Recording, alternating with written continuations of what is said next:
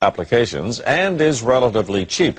But as CTV's medical specialist Avis Favreau explains, redeveloping the drug may not fit into the business plans of the big pharmaceutical companies. The tumor, the 3D Dr. Evangelos Mikalakis has given cancer researchers a brand new lead with an old drug, a cheap, inexpensive powder that costs just pennies a dose. You typically get this eureka kind of feeling, and it's actually the most exciting thing scientists can get. The drug, called DCA in short, has been used for decades in humans with some rare inherited diseases.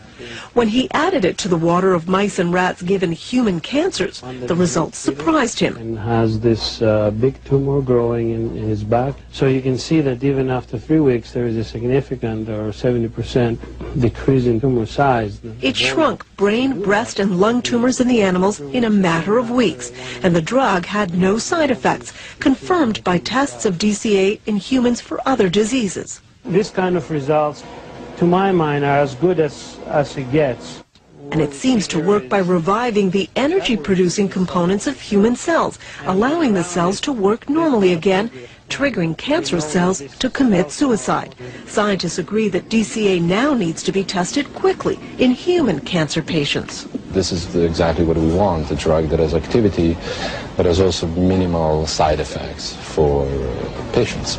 But there's a problem. DCA isn't owned by any pharmaceutical company. There's no patent on it. So on one hand, it could become a very inexpensive new treatment for cancer. On the other, drug companies won't be interested in funding studies for a drug that won't make them a profit.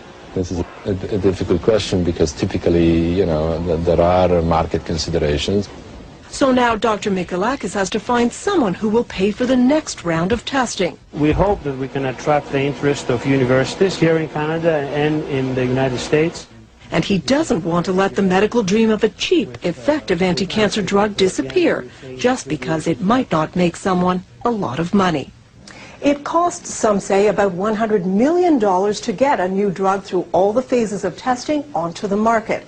So it will be interesting to see if this old drug actually gets a new chance at becoming an anti-cancer medication. Lloyd? Well, Avis, your report tells us that this drug has great promise. So why aren't companies and institutions lining up to get behind it? Well, first of all, Lloyd, this is the initial report. Secondly, because the drug isn't patented, it's an old drug, if someone invests in researching it, they're not going to make a profit because anyone can make it. So we'll have to see. There are some agencies, public agencies, government agencies that may give it funding, but that's still a question that will have to be answered. But unless